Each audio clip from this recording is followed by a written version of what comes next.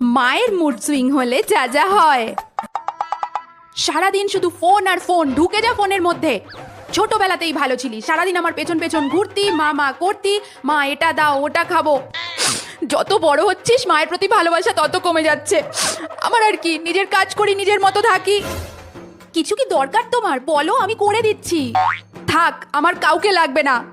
যখন কোনো দরকার নেই তখন ডাকলো কেন? দেখ, ভাল লাগে না।